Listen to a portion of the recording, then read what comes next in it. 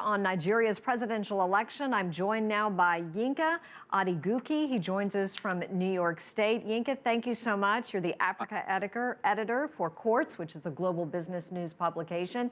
You've also spent a good part of your youth in Nigeria, so we welcome you to the broadcast. Yeah, great to be here. Tell us, security has to be the #1 issue with voters as they went to the polls. Will that be the defining issue? No, this has been an amazing election season for Nigeria so far. The security issue is definitely one of the things that's on the minds of people, particularly in the north, particularly in the northeast of Nigeria. But you know what? If you saw the lines of people that came out, that were going around on social media, and traditional media, the lines of women that came out in the northeast, it was an act of defiance against terrorism. So, while security, of course, is an issue, and there have been a couple of reports in Bauchi State and Gombe as well of Boko Haram insurgents sort of trying to disrupt the election. The overwhelming sense is that Nigerians as a whole, but particularly in the northeast, stood up to Boko Haram. Nigeria is home to about 173 million people, and its stability really is crucial to combating the growing risk of these Islamist terrorists, as you were talking about, who thrive on instability. Boko Haram now aligned with ISIS. Whoever wins, how will he convince the people that he can eliminate the group?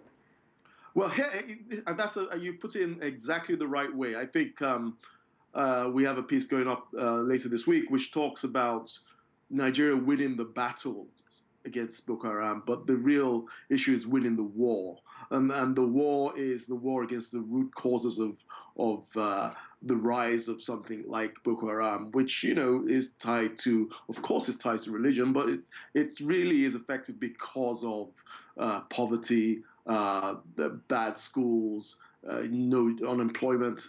These are problems all around the world, obviously. But when you put it up against people who exploit the ignorance and ill-educated, it creates this terrible scenario that we have in Nigeria, right? With Boko Haram. So whoever wins, it almost doesn't matter who it is, so long as they realize it's problems like Boko Haram are not temporary issues which can just be dealt with by military force. Nigeria continues to be, one of Africa's largest oil producers, a major supplier of crude oil right here in the United States. Yes. Yet the country's wealth from oil exports does not trickle down. There are reports that say as many as 70% of the people live below the poverty line, surviving on, less than $1 a day. Why does this continue to be the case? Do you see it changing?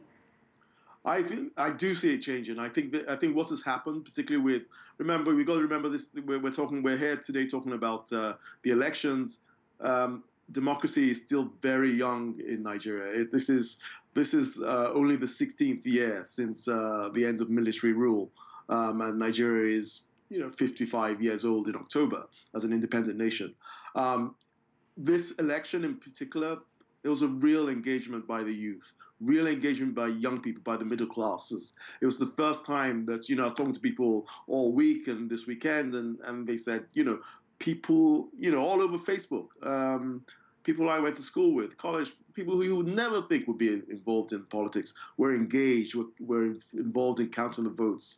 It wasn't about who won. It was just about making sure the process goes well. And, once people start to engage in civil society in a way like that, that starts to, impact right across the board in other areas of life. And certainly, with the economy and with the creativity. Because the creativity and the entrepreneurship of the people is already there. What lacks are good leaders and the infrastructure, which helps people move the country forward. Well, you mentioned social media and the youth coming out. Jonathan, you have him. The current president rode a wave of popularity in 2011, but since then it's plummeted.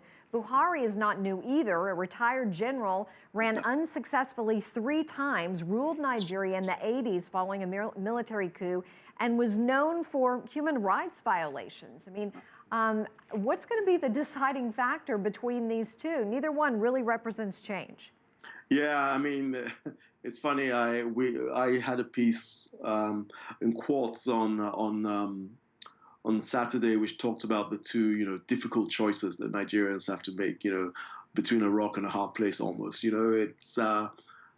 Um, it's unfortunate that we have one leader who's not had a great record in terms of being strong, particularly when you look at things like Boko Haram and the problems with the economy and unemployment, and then you have the other challenger who just really wasn't a great democratic leader. Obviously, he was a military dictator, so he